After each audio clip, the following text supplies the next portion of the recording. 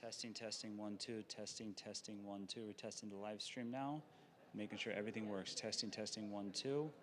Testing, testing, 1, 2.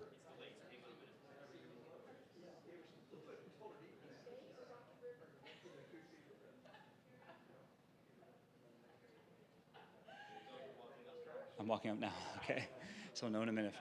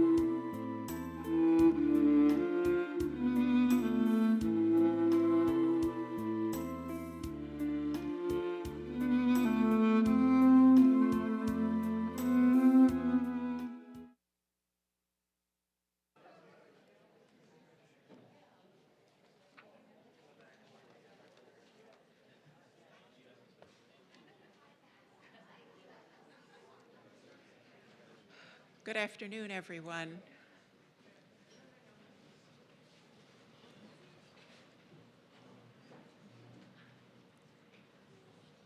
I'm Rabbi Enid Lader, and it's my privilege and honor to welcome you this afternoon to this very special memorial service celebrating a very special gentleman, Louis Rosenblum. The Torah calls our attention to the fact that the Aron Kodesh, the Holy Ark, which held the Ten Commandments in the wilderness, was to be covered with gold, outside and inside. We could readily understand why the outside should be covered with gold. Decoration should be seen. What need, however, was there for gold on the inside? The commentators answer that the inside should be identical to the outside, and such is the case with goodness. Its open expression must be matched by an inner conviction. And this certainly was our friend, our father, our brother-in-law, our uncle, our grandfather, our very good friend, Lou Rosenblum. You have programs, and if you would like to follow along, there is a listing of the order in which we will be speaking this afternoon. I'm going to continue with the 23rd Psalm, which is on the last 2 pages of the folder here. I'll chant it in Hebrew, and then we can read it together in English. Adonai roi lo echsar, b'no deshet yarbitzeni, al mei menuchot yanachaleni. Nafshi yeshovev, yancheni b'ma'agle tzedek, lama'an shemo. Gam ki helech b'getzom havet lo irara, ki ata imadi. Shivtecha umishantecha, hebayacha yanachamuni. Tohorech lefanai shulchan neged sorarai. Tashanta v'shemen roshi kosi rivaya. Ach, tov v'chesed yirdefuni, kol yamei chayai, v'shavti bevet Adonai, leorech yamim. Together in the English, a Psalm of David. The Eternal is my shepherd, I shall not want. The Eternal settles me down in green fields and leads me by quiet waters. My soul is restored. I am guided by paths of righteousness for the sake of God's name. Though I walk through the valley of the shadow of death, I fear no harm, for you are with me. Your rod and your staff, they comfort me. You spread a table before me in the presence of my enemies. You soothe my head with oil. My cup overflows. Surely goodness and loving kindness shall pursue me all the days of my life, and I shall dwell in the house of the Eternal for all the days to come. In their house in Middleburg Heights, Lou and Evie had a bulletin board on a wall in their kitchen that was filled with photographs. Usually these photos were centered around the most recent group of family photo that had been taken at their yearly family reunion. And then it was surrounded by smaller photos of individual family members, serious, mugging for the camera, and some nature shots. I want to share just a few of my own collection of photos with you, as I recall the many years I was privileged to know Lou and Evie. This first photo is one of Lou leading folk dances with Evie at one of our summer temple picnics. I think that is a phonograph in the picture with speakers spread out, and there is, yes, a record on the turntable, and Lou is patiently instructing us to circle to the right, step with the right foot, and the left foot goes in front, step into the circle, keep going, now reverse, and everyone is laughing and doing their best to keep in step. and Lou is doing his best to stay calm. The next photo is from the mid-1980s and is a group of students and parents making Lashana Tova cards for the Jewish New Year to send to Jews in the Soviet Union. Lou is telling us about some of the people on the list that we are writing to and sharing some stories from his visits to the Soviet Union on their behalf. This next photo in 1993 has Lou sitting in his backyard with Evie. Lou was recuperating from surgery, and Harry and I had come to visit him and Evie and to show our photos from our family's first trip to Israel. God bless Lou. He was so patient with us as we showed him pictures of sites that he was so familiar with, but he was so happy for us that we had been able to go. This photo shows Lou working side by side with one of our B'nai Mitzvah students. We had just started our B'nai Mitzvah mentoring program, pairing our students with longtime members of our congregation to help them in writing their Devar Torah, the commentary on the Torah portion for their bar or bat mitzvah. Lou was wonderfully generous with his time and his knowledge. Our students and their parents were very appreciative and in the process became friends with Lou and Evie. How could you not? This is a photo of Lou and Evie teaching our religious school staff about the history of Jewish Cleveland. In their tireless work for the Cleveland Historical Society, they both amassed quite a bit of knowledge about our community. This photo shows Lou standing beside, yes, that is an overhead projector, as he tells us about the various neighborhoods in Cleveland where Jews lived and worked. In his work for the Historical Society, organizing the collections of congregations, Lou was very aware of the potentially precarious nature of small congregations.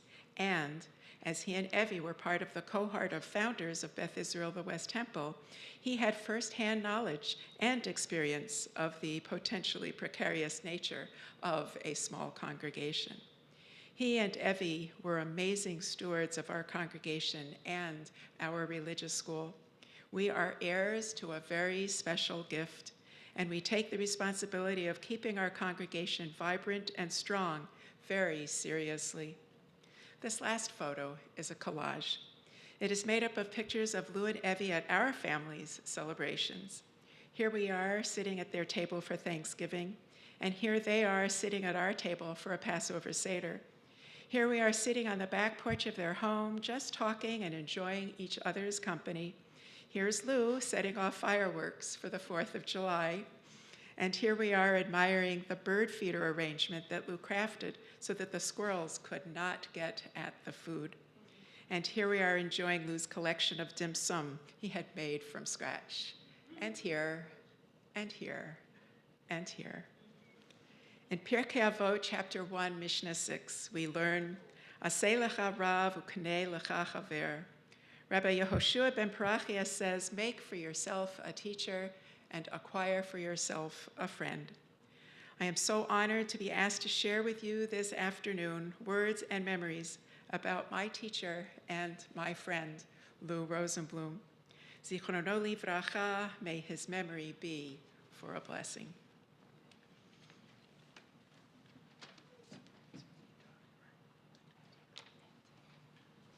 Good afternoon, everyone. My name is Peter Sackett. I'm the president of the Board of Trustees of this wonderful congregation. When we started to make these plans, we were on one path.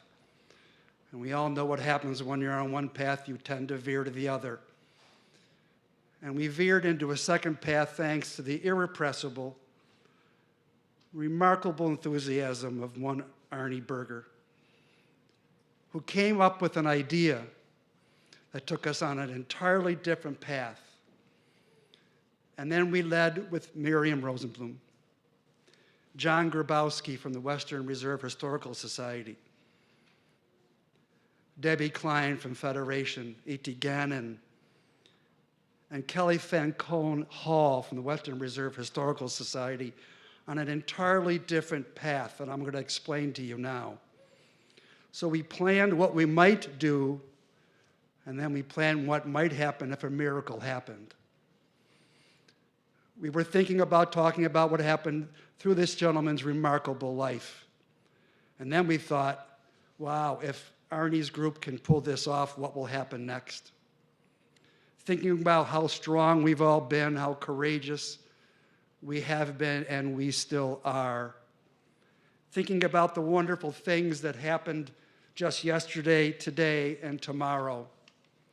Thinking about a letter that I found dated July 17, 1958, where the Bureau of Jewish Education, whose phone number was eReview 10446, asked Mrs. Rosenblum for the names of our officers, directors, and committees, and she responded in writing, volunteers from the congregation. On the back, and I'm going to leave this here for Miriam, these names will certainly be common to those who are here. Mr. D. Bogart, Dr. J. Selden, Mr. H. Sloan, Mrs. L. Singer, Mrs. M. Perlmutter, Mrs. A. Mandel, Mr. J. Stewart, Mrs. William Schwartz, and on we go. And then there's that residence, 7696 Allen Parkway. When we decided to redo our office, we found 9 boxes of things from 1958 to about 1963. Most of them were the receipts for those people paying their dues. But in there was this letter that I kept for today. So let me just take a moment to go back to what happened with Arnie Berger. We've all seen Ohio historical markers as we travel through this state. And the fact remains that there's not one historical marker at a synagogue in the state of Ohio. So you know exactly what Arnie decided to propose we do. We formed a committee knowing that the deadline was June 30th. And then we knew that even if we got the documents in, they weren't going to tell us much till almost October 1st. And we held meeting after meeting, and you can only have 100 words, and you ask 5 Jews to decide which 100 words you're going to have. And Miriam, and he's laughing now, but he knows how difficult it was to come up with 100 words. And then we had to convince the Federation to take the other side, because we needed their money to pay for it, to be honest. So we decided upon the words of our proposed Ohio historical marker for right out front on our front lawn. And we withstood a little bit of push from the east side who wanted it to be, you guessed it, on the east side. And then we decided, okay, we're going to do this. And then at one of our meetings with the people from the Historical Society, one of the ladies said, you know, I know somebody who sits on the board who makes these decisions. And we started to get a little optimistic that maybe again, we'd be the first at doing something. From Rabbi Presand to everything else we've done here first, maybe, just maybe. And literally on June 29th, the rabbi, myself, and Arnie sat downstairs and put together, it must have been 15 pages of materials, proclamations from the mayor's office, the book, the movie, everything you could possibly imagine. And then we got an email from the rabbi saying, I took it to the post office, it's in the mail. And then we waited all through July. Plans are being made for this wonderful service. And then about 10 days ago, after Labor Day, I emailed them and said, okay, something's going on June 21st and 22nd. It sure would be nice. And their response was about as bland 10 words as you could get from a bureaucrat. We're still deciding, we'll let you know. So we made our plans for what we were going to do today, and what I might say, I was going to speak about my father, who's 95 and watching today, whose uncle came from Russia to Haifa only because of Lou Rosenblum. And my father and my mother and my grandfather get to go to Israel when my sister got married, and my grandfather's brother was there for that wedding because of Lou Rosenblum. And then we waited a few more days, and even on Wednesday, I'm thinking, well, I guess we're not going to hear. And ladies and gentlemen, on Friday morning, we got a letter from the Ohio Historical Society. We have been chosen as the first congregation in Ohio to get a marker. It will be on that front lawn. The unveiling is 9/13/20, which is Slichot next year. And I thank Arnie and everybody else in that group for all their irrepressible work in making that happen. I'd like to read to you the words that were suggested and that have tentatively been approved for both sides of the marker. The title will be A Modern Day Exodus. Here in 1963, congregants of Beth Israel, the West Temple, founded the Cleveland Committee on Soviet Anti-Semitism, the first group to advocate for freedom for Soviet Jews. This work led to formation of the Union of Councils for Soviet Jews, whose national offices were located here, right up there, by the way, 1970 to 1973, under the leadership of Louis Rosenblum. By 2000, the effort begun here helped 1.5 million Jews leave the former Soviet Union. It's quite a legacy.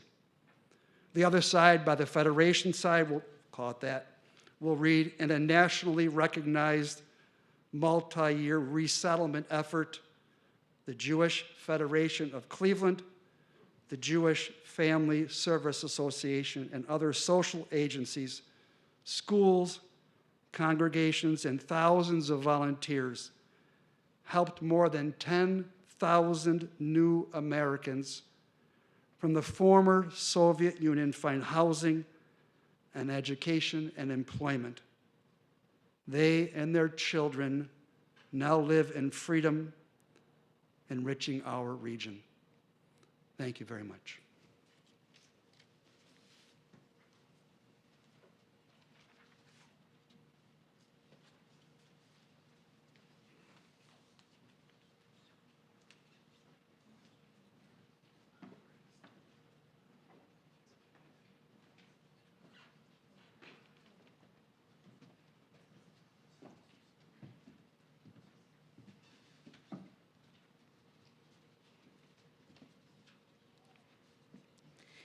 Lou Rosenblum, my father was a man who loved his family, could move mountains, and who relished life. In a 1985 letter to his family, Dad wrote, "Throughout my life, at least since my 20s, I have been on friendly terms with introspection. And now that I have reached an age at which my mortality is no longer in doubt, retrospection, not nostalgia, I trust, together with an assessment of accomplishments and failures, are frequent companions. The subject at the fore of my ruminations is the family. I am convinced that the family has been to both Mother and me the most satisfying and pleasing aspect of our lives.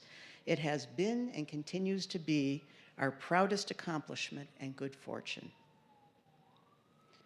Dad radiated love for the four of us Rosenblum kids, and later the 8 grandkids and the great-grandkids.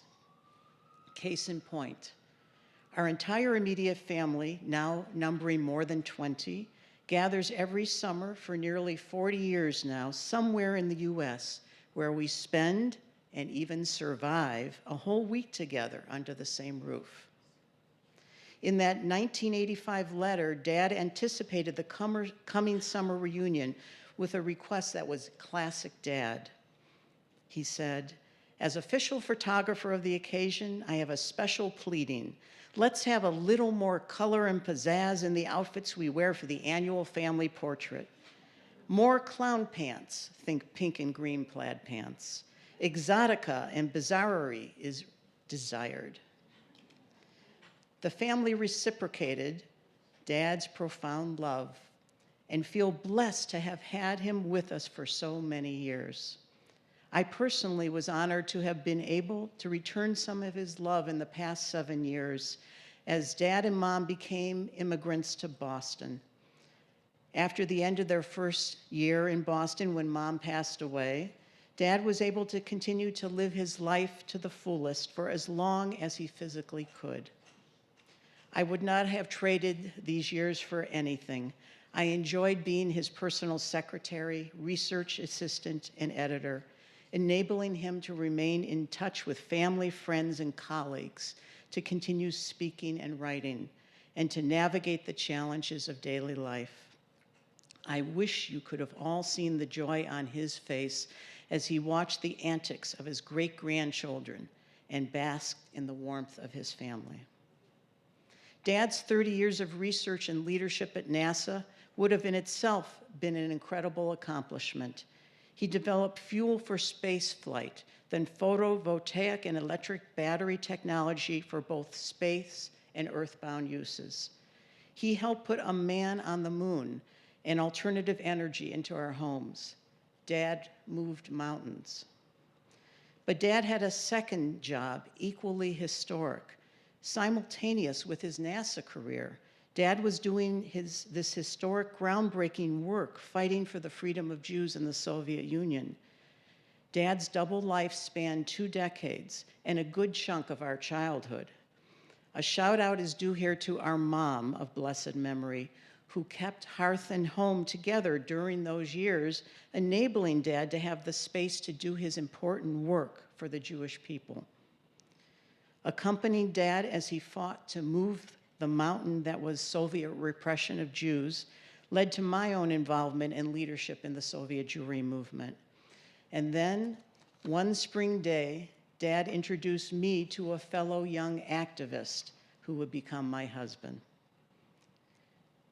We Rosenblum siblings have a unique claim to fame. How many people can say their father played a crucial role in opening the Iron Curtain? Of course, Dad wasn't always moving mountains. Sometimes he was climbing them, first with our mom and later bringing us kids along with him. We were a camping and hiking family. He loved his family fiercely.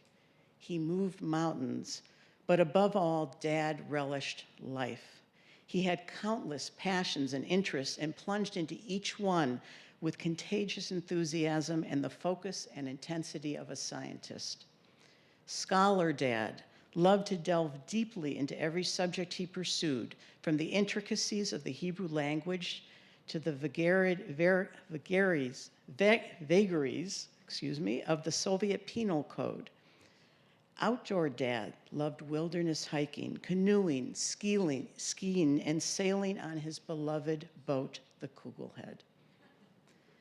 Pyromaniac Dad was endlessly fascinated with things that went bang and managed to insert fireworks into Jewish holiday celebrations, a practice we continue to recreate at the Passover Seder in Boston we hold each year.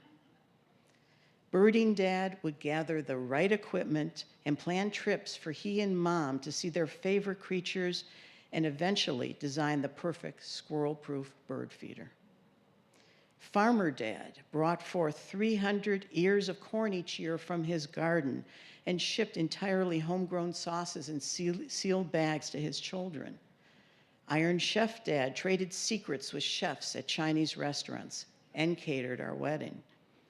Schwitz-loving Dad organized a group of friends for a trip to the local Schwitz, the steam bath, for their ritual steam followed by dinner served right in the Schwitz.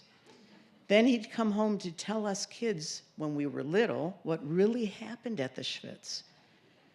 Ladies with long toenails would walk up and down their back. And of course, we believed him. After his death, we heard from several of his former Schwitz companions who fondly remembered those outings. Dad's relish for life filled our childhood with adventure, at times wondering if we'd survive, and at times laughing ourselves silly. A friend of Dad's who contacted us after his death, a former member of this temple who has since moved away, described Dad as a Renaissance mensch. It's a perfect descriptor. That's exactly who Dad was.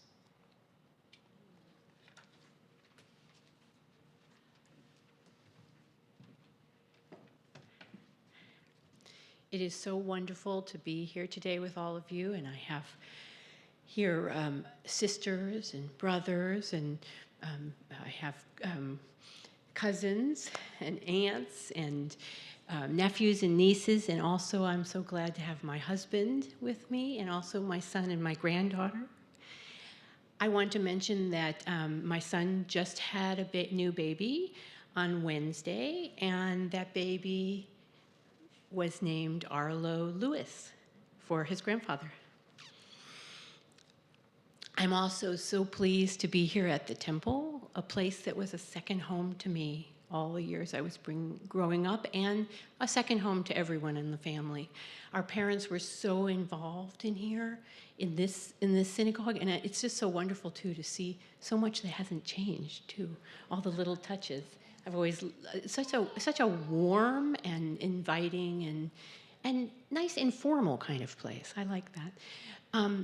And I remember when my father was president of the congregation, I think more than once. And my mother was the principal of the Sunday school. And I remember the classes they taught in Sunday school. And I remember playing up in the loft when they had their office up there for silver jewelry, and also the evenings and the weekends when my dad would tutor kids who were getting ready for their bar and bat mitzvahs. He was just so involved in the congregation, and it meant so much to him. It's a wonderful place to be today. I will miss my father, the source of my principles and my inspirations. Lou Rosenblum was the most tenacious person I knew. Focused and ferocious, he was a force of nature. In his path, things moved. Nothing stayed still. He was persevering and on fire with the possibility that something good was just about to happen if you just worked hard enough to make it so. I became strong because of him. He connected with things beyond himself. He was tuned into the meaning of service that included everybody who needed help. He was a warrior, a teacher, a man of integrity. My father mastered everything he put his mind to. He was master at writing, master at building things, master of dancing, master of cooking, minus the cleaning up part. He was creative and exacting at the same time, a visionary and a scientist. Most of all, it wasn't just for himself. He loved to make things for others, to solve problems, to make this place a more enjoyable and a more joyous place. Lou loved traditions, but very much embraced change. He was at home with discussing the lessons of ancient Jewish texts and also comfortable discussing the latest software for converting it to other languages. He kept up with the latest and the greatest. He especially embraced technology, moving easily to the digital world with computers and scanners and iPhones and drives. Up to a few years ago, he was still using his computer all day, digitizing the family photos, publishing online articles, and communicating with people all over the world. Always, he balanced it with hands-on projects, reading or music or talking face-to-face with friends. He was a true Renaissance man. He valued family above all else. He was funny with a pretty corny sense of humor. The family remembers his telling of many shaggy dog stories, which he had a gift for telling. He loved pranks and zany clothes and hunting for an imaginary snipe with the kids. His love for his children, his grandchildren, and his great-grandchildren was evident, and he was hands-on with support and engagement. If I told him of a dream or a plan, he would say, "I support you, but here's a few things you should think about." He understood that his little great-grandchildren would not want to video chat with an old guy just sitting there, so he put on a clown nose when he talked to them so that they would be engaged. He was that guy that got down on the floor to play with the kids, and he was that guy who would get into the mud to help a fellow person. And I just would like to say that because of him, I have gotten involved in many human rights things, and I would say that I would encourage everybody in his honor to donate to or work for an organization sometime this year. I suggest, too, that I know were dear to his heart, and are to mine also, American Jewish World Service and Amnesty International. Though both of those organizations and many more are rooted in the belief that the first step to creating a just world is attaining human rights for everyone. I will miss my father, the source of my principles and my inspirations. Remember, as Lou Rosenblum believed, that something good is just about to happen if you only work hard enough to make it so. Misha Beirach Avotenu, may the source of strength who blessed the ones before us help us find the courage to make our lives a blessing. Let us say, Amen.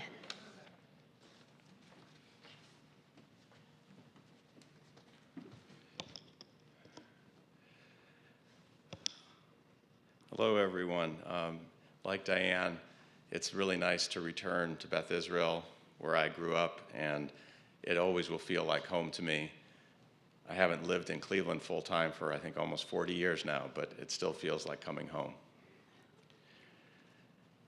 Nearly every summer of my childhood, Dad would trailer his little sailboat, dubbed the Kugelhead, due to its sometimes erratic behavior on the water, 700 miles from Cleveland to Wellfleet, Massachusetts, where we would sail it on Cape Cod Bay. In between summer vacations, we would occasionally take the boat out on Lake Erie. Once we were sailing on the lake near Sandusky Bay. It was me, Dad, and my oldest sister, Jan.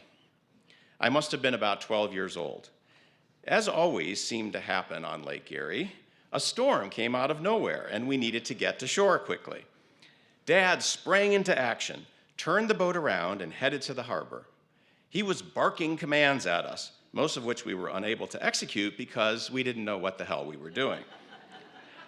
But it also didn't seem to matter. It appeared to us that Dad could do it all himself. As we approached the harbor, Jannie and I noticed that we were heading directly for a break wall at the entrance to the harbor. "Dad," we screamed, "we're going to run into the wall." "No, we're not. I know what I'm doing. Have faith in Daddy," he replied. Another 30 seconds passed, and we were getting much closer to that imposing wall. "Dad, we're about to hit the rocks." "Got to get as close as I can and turn at the last minute," he said. "Have faith in Daddy." 20 more seconds went by. No sign of a turn. Dad was testing the wind, letting out sails, pulling in sails, adjusting the rudder. For all we knew, he was making complex navigational calculations in his head. "Have faith in Daddy," he repeated. Focused on the multiple tasks at hand, I'm not even sure he realized he was saying it. It had become almost like a mantra. Have faith in Daddy. Have faith in Daddy. Have faith in... I don't even remember anymore exactly how we got into the harbor after hitting the break wall. We did get in safely, though, with minimal damage to the boat and no injuries to humans whatsoever. And a great story was added to Rosenblum family lore. I never before really stopped to consider why this and a few similar dad stories where something epically bad happens are the ones I have tended to retell over the years. Other than the obvious fact that tales of near-death adventure make a compelling narrative, I think it's because the stories where Dad was wrong about something were so rare. 99 times out of 100, Dad was right. Dad always seemed to know a great deal about almost every subject and could speak with depth, not only about the physical sciences, no surprise for a PhD chemist, but also about literature and philosophy and history and art and a whole lot more besides. Jewish history, Torah, and Talmud. I first learned about the long, tragic history of anti-Semitism through a course right here at Beth Israel Religious School, taught by, guess who? And what always held me in awe as a child and continued to amaze me in adulthood was that he seemed to know how to do everything too. He knew how to cook elaborate Chinese feasts and to bake delicious bread. He could go into the workshop in our basement and make anything out of wood or metal. He knew every kind of folk dance and could spin his partner on the dance floor effortlessly and with grace. His vegetable garden was always state-of-the-art and produced a bountiful harvest. He even eventually found a way to defeat the squirrels, who year after year found a way to break into all the supposedly squirrel-proof bird feeders we bought. Typically, he succeeded by designing and constructing his own squirrel-proof system, and it worked. And as I learned more about his whole life, including the part before I was born, I came to realize that this vast knowledge, these tremendous skills and abilities, were the results of many years of deep study, endless intellectual curiosity, persistence, and energy, always striving for perfection. But it was never perfection for its own sake. It was passion for perfection with a purpose. And I also learned that his squirrel-proof bird feeder was not an anomaly. My father had always innovated, always come up with solutions to really difficult problems, including many far more consequential than saving seed for the birds. During his service in the US Army during World War II, Dad fought in the South Pacific, seeing fierce combat in the Battle of Okinawa in April 1945. He won a Bronze Star for his exploits as a mortarman. The citation reads, in part, "Private First Class Rosenblum dashed to and from the very front lines, actually seeing the enemy groups and reporting his findings to the mortarmen. Although sniped at constantly and despite heavy artillery and mortar fire, he sacrificed his safety for speed. Throughout the 4 days, this was 4 days of combat, he served as the eyes and ears of his unit's mortar teams, assisting in no small degree to the successful repulse of the enemy."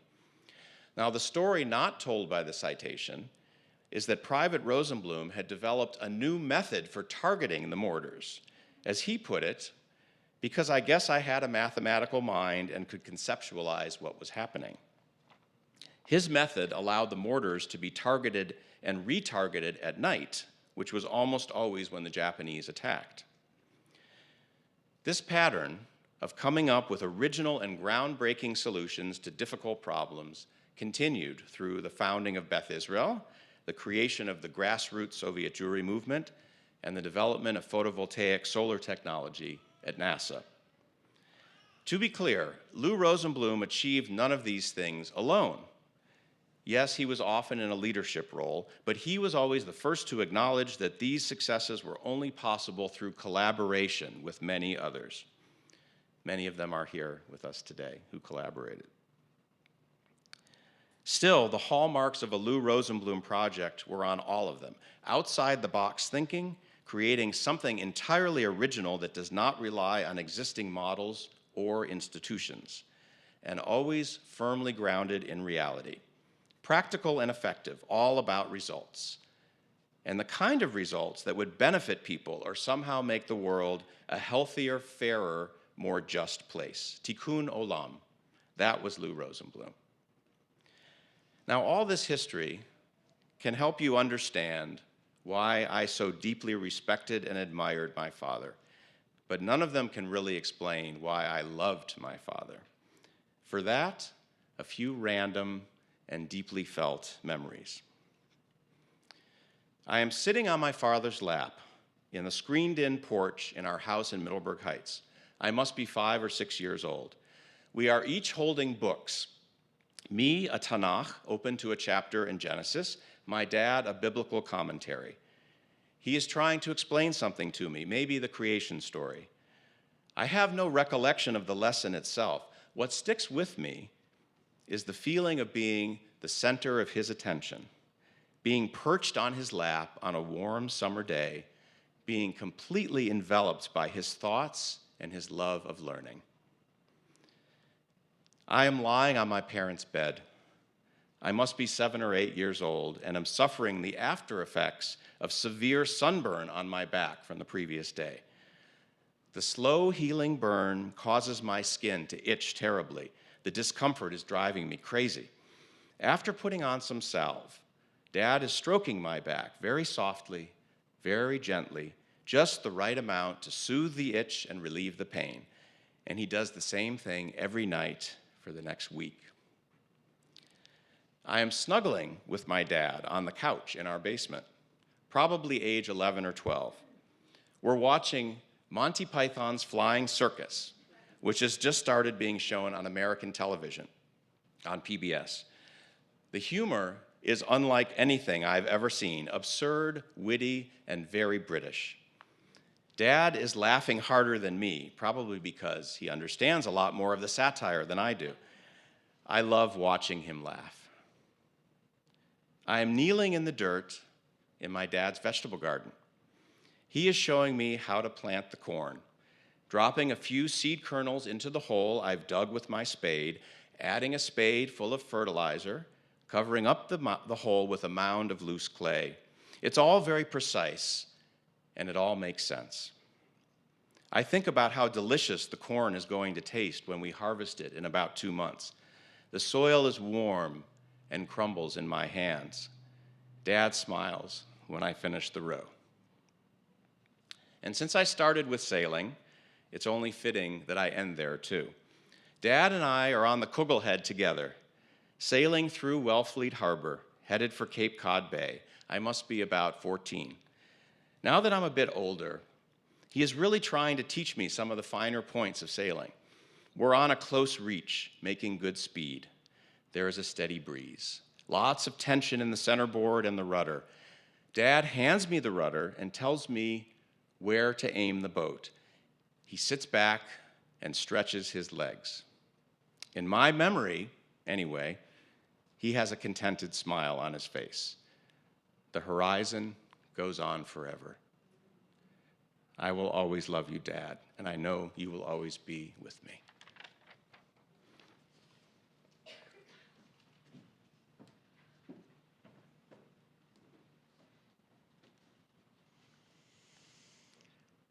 Inside the back cover of our program booklet is the text, opening text of Esa Enai from Psalm 121.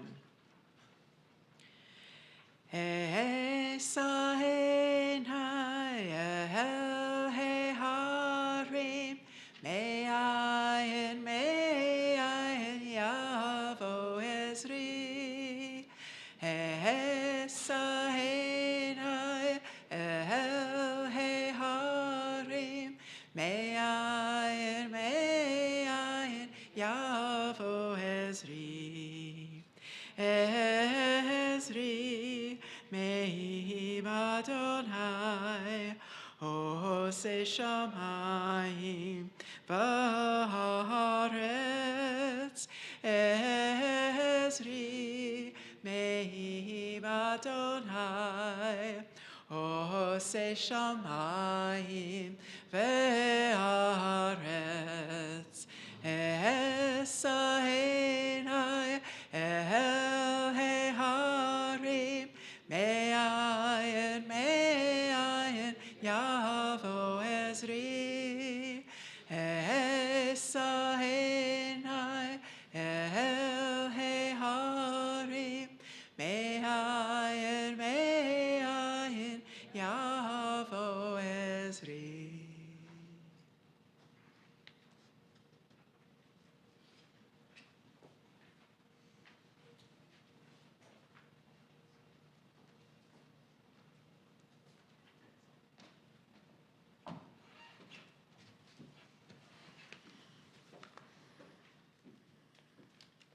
So before I start, actually, I would like to start maybe with an unplanned confession, because after hearing Miriam, by the way, and also for my wife, yes, we do have those ladies walking on our back in the Schwitz.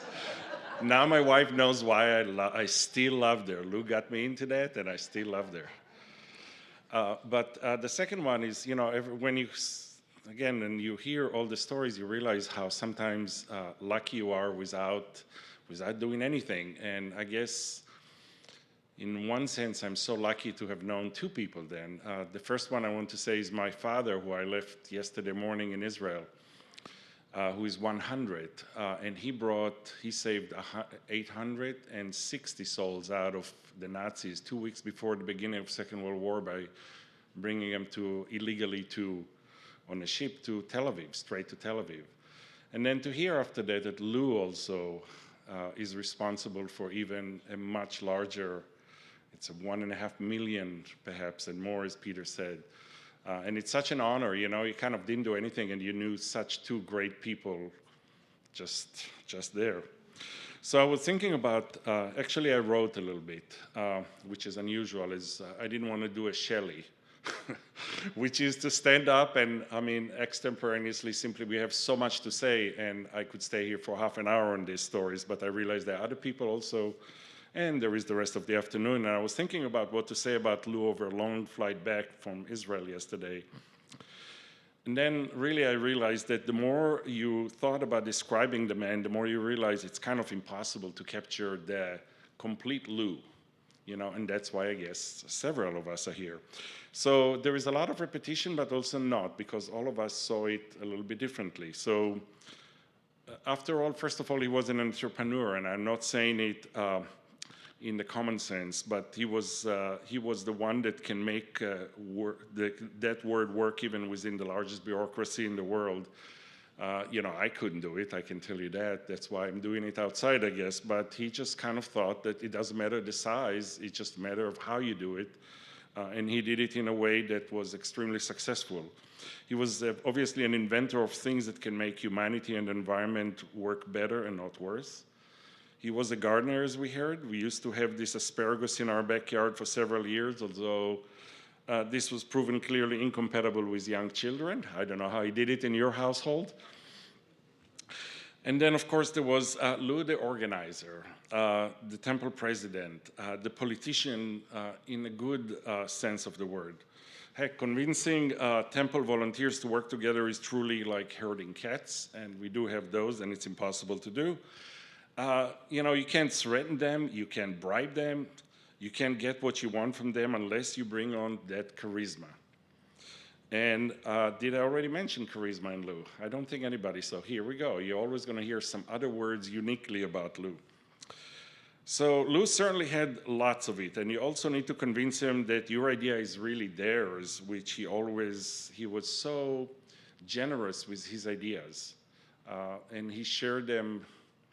There was this famous physicist who I cannot actually right now get exactly the words beyond, but this so reminds me of Lou, that people who so generously simply come up with great things and just give it to you and later said, that was a good idea, you know, that was yours. And also you do it by example, by using charm, by figuring out and tailoring the message to the messagee, which was so good. Yes, the style of leadership, that is called leadership, and that's a style of leadership we haven't seen in DC for a while, and Lou certainly was a leader. I remember how he roped me into taking the building and grounds position at the temple. Lori and I were just joined over a few conversations and a fantastic Chinese dinner. Okay, I know I'm repeating myself a million times. Hosted and cooked by Evie and Lou, that match from heaven, indeed.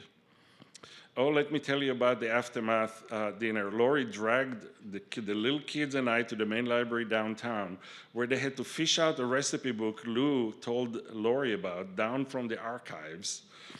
And that recipe is still being made today at the Chait household, actually. So, you know, it was great. I remember the first time. Anyway, Lou figured out that I'm perhaps a good candidate for that job, although I knew nothing about drywalls and stuffed toilets at that time. And so the first occasion that we had sitting in a car going to my first schwitz, and more to come on that, Lou turned on, and remember that, there's kind of, let me tell you about an important position that I think that you can do very successfully. quote unquote. And everybody who knew Lou, you knew when that started, you know, with the seriousness that he could put on. It's a combination of charm and smarts, complete with putting his arm around my shoulder as we're sitting, to emphasize the critical nature of my acceptance to the success of Temple, heck, to the entire world probably. And yes, you really can't say no to Lou, and so I figured out the job. And then I even learned some of Lou's tricks and got Rick Keller to get the job next. Although honestly, he really is the man for the job. So Lou retired from NASA before I joined in 1986, the same outfit, but I certainly knew of Lou because everybody did know about his knack for inventing and for finding good scientists to lead and for figuring out how to do impossible things in the government. Lou's division was in charge, among other things, in developing solar cell technology to power out things in space. And so Lou thinks, heck, if it's good enough for astronauts, why wouldn't it be good enough for the rest of us? Well, what a concept. Remember that NASA motto, for the benefit of mankind, as my wife likes to say, instead of the new one, which is the benefit of all. I guess this is today's motto.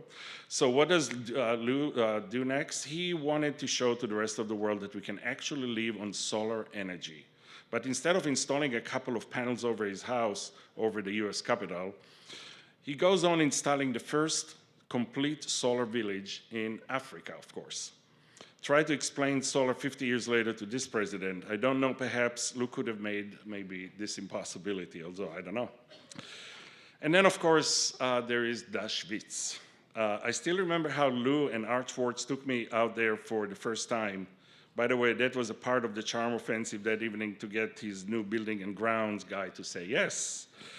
And Lou knew how to schwitz, armed with his personal blend of sauces to put on top of his swordfish. I mean, they only serve steaks, but of course, once he made it into a tradition there, it's still a secret today of what kind of a sauce was there. Harry remembers he used to bring this little jar. But I think he made them start carrying the fish, and they still do it to date, of course. We should call it maybe Lou's swordfish. And certainly, and we certainly did the temple bees sitting on these wooden steps and the steam room. Yes, Harry, schwitzing. And we had these ladies walking on our backs. Yes.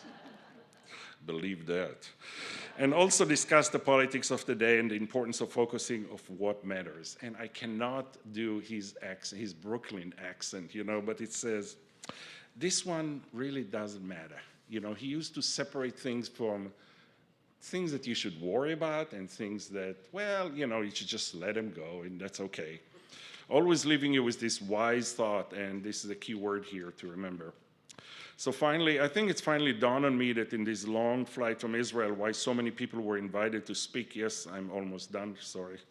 Lou had so many pieces going, and he has tailored himself to each one of us a little bit differently. And so perhaps the only way to be able to cover the man is simply to have a small army of us, each telling his or her side of Lou's to get a good picture of the complete Lou.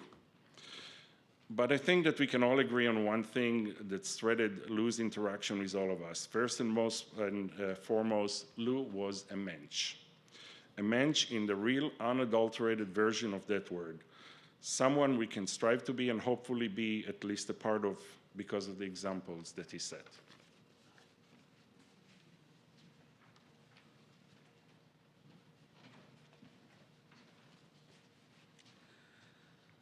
I'm going to try to read this off my iPhone. So, first of all, thank you, Miriam, and the rest of the Rosenblum family for inviting me to be a part of this tribute. As I think you'll learn from my succinct remarks, Lou had played a profound role, had a great impact on my life. The last time I was in this sanctuary, and the only other time I was in this sanctuary, was in Yom Kippur, 1976. I had just been elected a year earlier to the Los Angeles City Council, and we were making a trip to New England, and UCLA was playing Ohio State in Columbus the Saturday before Yom Kippur, which that year came on a Sunday night. And I called Lou and said, how would you and Evie like to come with me and Barbara to the UCLA Ohio State game? Just So you know the prior Rose Bowl, UCLA upset Ohio State 23-10, one of the last victories we had against any Big Ten team. And they agreed to go. Now Miriam tells me that the thing that they least cared about in life was sports. But you wouldn't have known it when they were sitting there, the 10-yard line with us, and appropriately the Fates stepped in and the final score was 10-10. Nobody had to take a loss.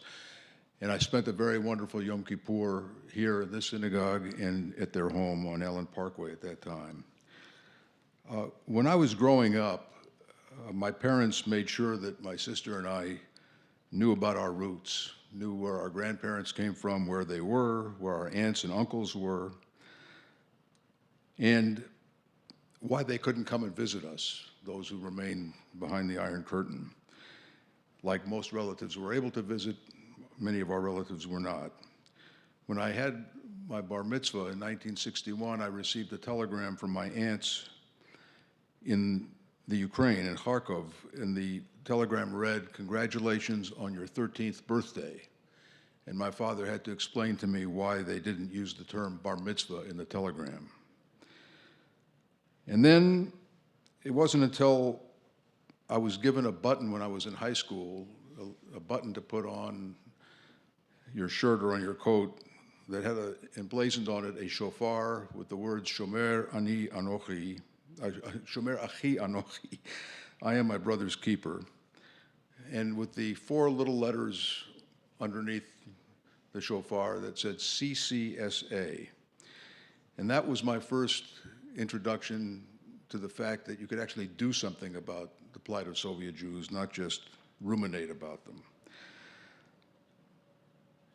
A few years later, when I entered college, and I decided I wanted to do something about Soviet Jewry and form a student organization on the campus of UCLA, Lou Rosenblum reached out to me in one of his several trips that he made to Los Angeles for NASA and sometimes for Soviet Jewry.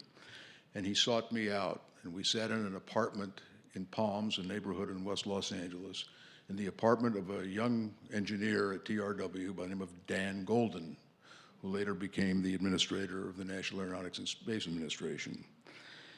And in that 2.5-hour encounter, Lou saw that he had a live one in me and started to tell me about, put the Soviet Jewry issue in political and historical context, more of a scholarly academic context, not just why did my aunt not use the term bar mitzvah in the telegram.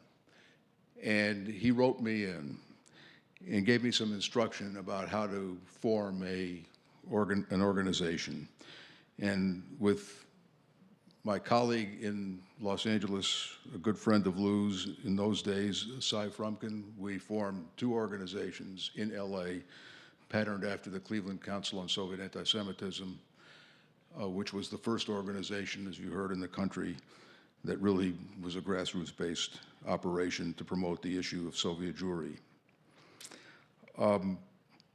Lou is a mentor of mine at a very formative stage of my life. My philosophy of leadership and commitment to social justice was in significant part informed by the many phone conversations and personal meetings I had with Lou. And just watching how he handled difficult moments of moral challenge were an inspiration and an instructional guide to me. He showed me what courage and integrity meant, and I tried to model my own adult life, both personal and professional, on his example. Even though I hadn't seen him in quite a long time and hadn't talked to him in the last few years, he was always on my mind. Lou is one of the handful of people who are in the narrow band of those who had a deep and profound influence on me in my life. I remember the visit I made to Cleveland in February of 1970, when I was invited to address, as a student at UCLA, invited to address a conference here on Soviet Jewry, sponsored by the Cleveland Council on Soviet Anti-Semitism and the Cleveland JCRC.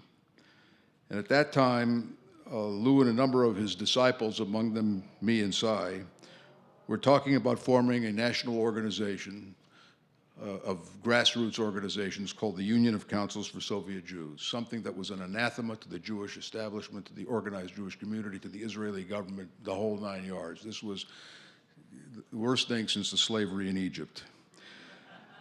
And we were driving back from the conference. Lou was driving me back to the airport. Miriam reminds me that she was in the front seat between Lou, who was driving, and this very prominent Israeli diplomat who worked out of the Israeli consulate in New York, who was assigned to the Soviet Jewry issue. And that individual says to Lou, if you form an independent organization, we, and I quote, we will destroy you, unquote.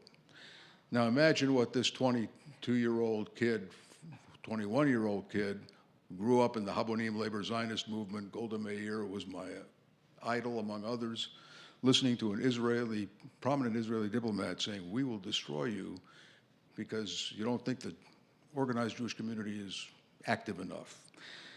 Lou let it just let it slide. And Miriam reminded me yesterday that what he said was, oh, shut up. You know, it's like, I don't take you seriously. And that was the worst insult that he could deliver to this individual. But Lou wasn't fazed. And within weeks, we formed the Union of Councils for Soviet Jews. And of course, Lou became its first, and as far as I'm concerned, its only chairman for many years. I remember like it was yesterday, the trip that Lou, Cy, I, and Bob Wolf, who was the leader of the South Florida Conference on Soviet Jewry, one of the charter members of the Union of Councils, we made a trip to the Soviet Union in April and May of 1974. I had this great idea that we should make a documentary film, and I borrowed a Bell & Howell camera, 16mm camera, from my cousin who was in the film business. He showed me how to operate it, and he gave me about 7 rolls of film. And as I was walking out of his office, he said, oh, one thing. He said, Zev, you should take these rolls of film too, just in case you probably won't want to be taking the film you actually shot out in your own suitcase. You might want to give it to somebody else, but they'll know you had film, so here, have these dummy films. So when the KGB opens your suitcase, at least they'll see film. And sure enough, I started to realize as we were traveling around for 6 days in Moscow and Leningrad, we were going to see every single hot Soviet Jew, from Sharansky to Slepak to Luntz to every single one in Moscow and Leningrad. If they didn't know we were coming, by the time we were done in 6 days, the whole KGB knew where we had been. And I was getting nervous. And I said, Lou, there's a couple on our tour, we were on an American Express tour, who are from Cleveland, a Jewish couple from Cleveland. Can you approach them and see if they'd be willing to take the real film out? And he did, and persuaded them, roped them into his universe, and came to me and he said, they're willing to do it, talk to the husband. So I talked to the husband, we met in the bathroom in the Leningrad airport, I handed him a bag of the real film, put the dummy film in my suitcase. Sure enough, the customs people opened my suitcase and said, where's the film? And I said, it's in here. I won't go through the whole story, but the real film got to Cleveland and ended up being a part of a number of the documentary Refusnik that opened to great acclaim about 10 years ago, 12 years ago. But that was Lou, the operator. He made it happen. Lou had an architect's vision and an engineer's attention to detail. It's a very rare combination. Most engineers, no offense to any engineers, don't have great vision, and most great visionaries couldn't find their way out of a paper bag. Lou was both. And that's something that has always stayed with me. He had an integrity that matched his intellect. He treated the Soviet Jews as his fiduciary responsibility, and that manifested in every strategy he planned every tactic he executed, and every decision he ever made. Always the Soviet Jews and their interests were paramount. Lou is a historic figure in the annals of American Jewish history, and I'm thrilled to learn that it will be memorialized by the state of Ohio. And he's also an important figure in the history of the human rights movements, period, of any human rights movement. His credibility was unimpeachable and impeccable, and it carried him a long way when he helped negotiate with Capitol Hill over the Jackson-Vanik Amendment, and Vanik was a congressman from Cleveland whom Lou knew well, and he knew his staff well. On a personal level, let me just say, as I conclude, Lou and his beloved and wonderful partner, Evie, were personal friends of ours. They took a great interest in both of us, both me and my late wife, and in our family as it began to grow. Barbara and I both watched Lou and Evie and how their relationship was cemented with a deep mutual respect. And we watched how they raised their kids, and the results speak for themselves. We received sparing but important advice from both Lou and Evie, especially Evie, on matters of family and kids, and they were always good pieces of advice which we took to heart. Lou took an interest in me, a long-haired kid from the West Coast. He saw the potential in recruiting me into this cause. And as Yossi Klein Halevi said in the Refusnik documentary, that the Soviet Jewry movement gave our generation a chance to retroactively fight the Holocaust. And Lou gave me the chance to do just that. He changed the trajectory of my life, as he did for many lives, and as a result, he changed history. Yes, Lou was a historic figure, and his memory will be a blessing to all of us.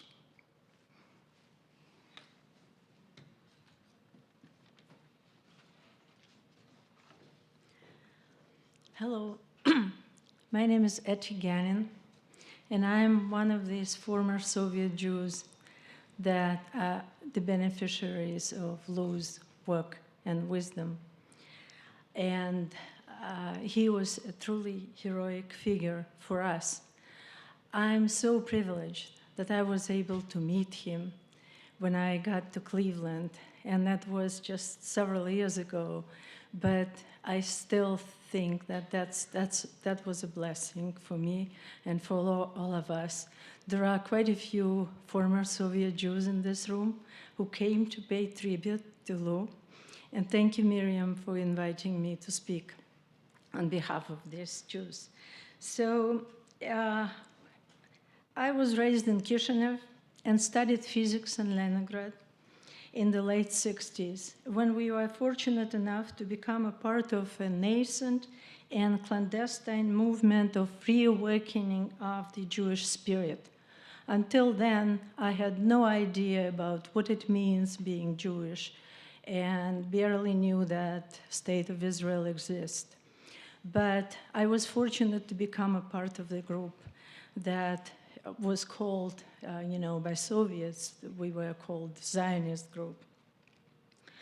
After graduating in the 1970s, we returned, my husband Alex, who is in this audience, and myself. This is our common journey. We returned from Leningrad to Kishinev and applied to the authorities to ask for permission to leave Soviet Union for Israel.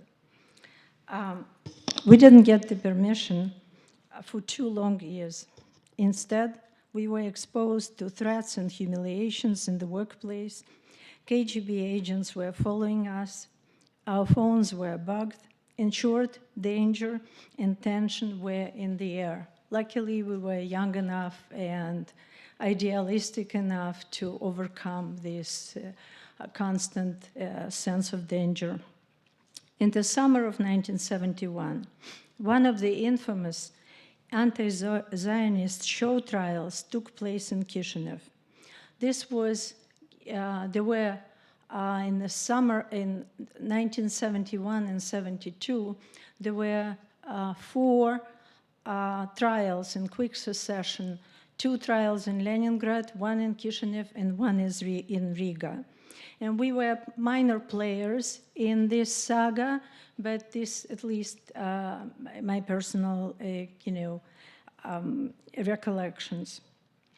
So these trials follow the classical show trial scenario so well rehearsed by the Soviets since Stalin's infamous show trials. 9 defendants on trial in Kishinev were kept in total isolation and didn't know what was going on in the world. Their crime was primarily in disseminating Hebrew language and teaching Jewish history, which in Soviet Union was considered anti-Soviet activity. Both my husband Alex and I, we were students in these ulpans, and later we became teachers studying Hebrew. Normally, the state tactics to suppress a movement by fear, intimidation, and punishment worked perfectly well, but not this time. What was different this time, that the Western world was watching and fighting for us. And I will just tell you a couple of small scenes of, give you the examples of what occurred. Lou Rosenblum was one of the few Jewish leaders and one of the first to recognize the problem of Soviet Jews. And that was the human rights, of course, the lack of human rights, and act on our behalf. Since 1963, he and his closest friends who are sitting in this room, Herb Karen, Dan Litovsky, led a campaign to force the USSR to give its Jewish citizens basic rights and to permit them to immigrate. So back at Kishinev trial, only the family members were allowed, family members of the defendants were allowed to attend the proceedings. The rest of the courtroom audience, they were KGB agents, and obviously no Jews and no friends were permitted. Since we were not permitted in the courtroom, every day after the trial, we would listen to the secret tape recording made by Bronya Chernoglas. She is a wife of David Chernoglas, who was one of the defendants on the trial. And then we would telephone Volodya Slipak in Moscow from the Central Post Office because our home phones were bugged. Slipak would pass this information on to his friends in foreign media and to Israel. The very same evening or the next morning, the Voice of Israel or Voice of America would transmit the news about the trial. For the Jews of Kishinev who listened to these stations, and most did, in spite of them being often jammed, this was a major coup. They would shake their heads in disbelief and say with pride, "We," they meant Israel, "have our eyes and ears everywhere." They were very proud that, Israel knows all about that. They didn't know that how the process worked. But you can imagine now that human chain that starting at the trial, passing through us, through Vladimir Slipak, through the Western correspondents, across the Iron Curtain to Lou and the free world. In May of 1972, we were summoned to Kishinev Office of Visa Registration, we called it OVIR, and told to leave the country in 10 days. They told us, "We don't want to smell you in 10 days. We were happy to oblige, and we acted by the principle, grab the visa and run. 10 days later, we landed in Israel. Only many years later, we learned that the American Jewry played a huge role in our liberation. Our names have been on a list of activists which Nixon handed to Brezhnev. Apparently, we were released in exchange for the Soviet Union getting a status of preferred trading partner, or at least the promise of this status. Yes, Jackson-Vanik Amendment gave us our freedom. And Lou's vision, hard work, and perseverance were behind this success. That was, unimaginable success. Only years later, we also learned about the West Temple and how the West Temple operated. In those days, they were running an operation involving translating and typing up the news, cataloging and storing it. It is to their credit that almost 50 years later, I was able to search the archives with kind permission of Sean Martin, who introduced me to the archives. I was amazed to discover how this human chain of the 20th century exodus worked and was successful. So I'll read you just a couple of citations from the archives. I have the originals from the archives, and you are always welcome to go and search it. But let me read you one citation. Kishinev, June 24, 1971. The interrogation of the witnesses continues. 5 refused to give evidence, meaning 5 witnesses, in spite of the fact that for such a refusal, they can receive 2 years in prison. A girl, Bonder, said she would give her evidence, but not that day and not in that place. In reply to the judge's question, where then and when, she replied, in Israel, in a trial against the persecutor of the Jewish people. I know it because I was that girl. Another citation. In the records for August 19, 1971, we read that in the newspaper Sovetskaya Moldavia, means the Moldova, Soviet Moldova, appeared an article entitled Criminal Acts and Those Who Enabled Them.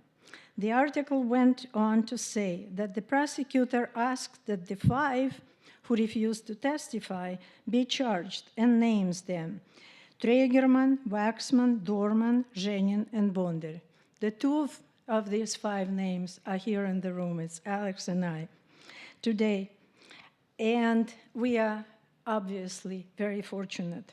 You can probably understand how excited I was when searching the archives that someone had saved these precious records and spent a lot of time and resources. They didn't have to preserve it for history. Lou's vision was behind it, and the West Temple hard work was behind it. It is mind-boggling how people thought in how Lou and his friends were able to think in such historic terms. In 2016, at the Temple Tiferet Israel, which I am a member of, we organized a symposium called 20th Century Exodus, the Story of Soviet Jewry and its Cleveland Connection. Some of you were there. Lou and Herb Karen were our guests of honor. Lou was the keynote speaker. Many former Soviet Jews came to meet their heroes and thank them. At the end of Lou's talk, the crowd gave him a standing ovation. This was such an emotional charge for me. To this day, I feel this inspiration and elation flowing in the crowded room. I cannot even imagine what Lou felt at this moment, seeing so many adults tearing up and expressing their gratitude. I am so grateful to him, to Herb, to Miriam, to West Temple, and to my congregation, and to all American Jewry for liberating us. Today and every day, like so many of the former Soviet Jews, I am boundlessly grateful to Lou Rosenblum, Zichrono Livracha. Blessed be his memory.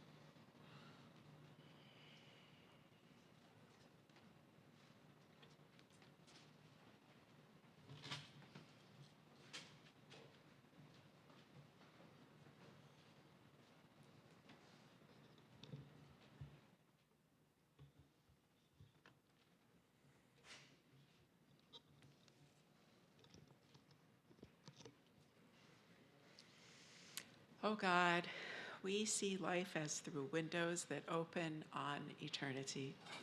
We see that love endures and the soul endures as you, O God, endure forever. We see that the years are more than grass that withers, more than flowers that fade. They weave a timeless pattern in a world that is the dwelling place of your love and glory. As you can, I invite you to rise for El Malei Rachamim and the Mourner's Kaddish.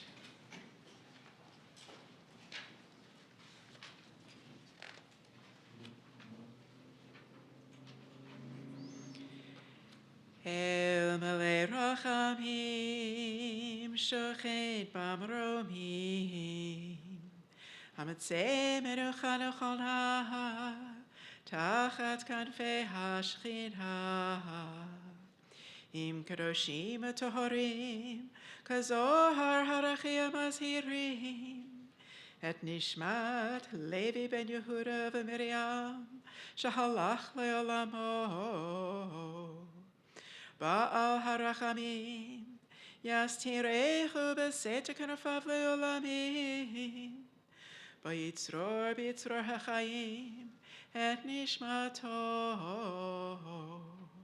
Adonai u'nachalato Vayanoch b'shalom al mishkavo b'nomar Amen.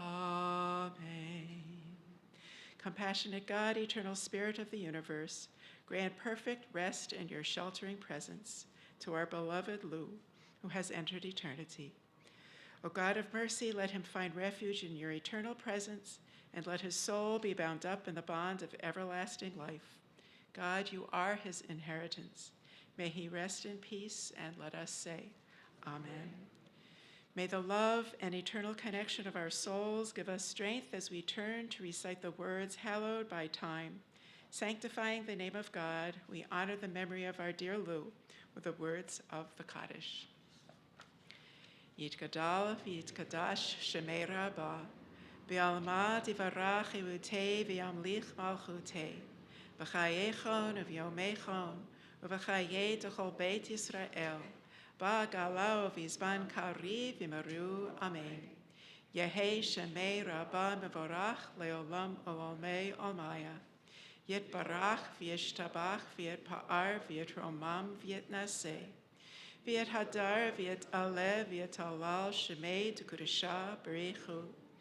La'ela min kol berchata v'shirata, tush bechata v'nechamata, da'amiran bi'alama v'maru, Amen. Yehei shalama rabba min shemaya, v'chayim tovim aleinu v'al kol Yisrael, v'maru, Amen. Osei shalom b'mromav, hu ya'aseh shalom, Aleinu ve'al kol Yisrael, v'yamaru, Amen. May the one who makes peace in the universe help us find peace, spread peace, and make peace here on earth, and spread the light of our inner souls, just as Lou spread his light here in our congregation and his family around the world. And let us make this world as good as it can be. May the Holy One of blessing, from whom all things come and to whom all things return, give us light and peace. And may our service and memory of Lou bring comfort and strength. Zeitachem l'shalom, boachem l'shalom, boachem l'shalom, zeitachem l'shalom. As you have come in peace, may you so too go in peace. Thank you all. We invite you downstairs to visit with the Rosenblum family for some refreshments and sharing of stories and memories. Thank you all.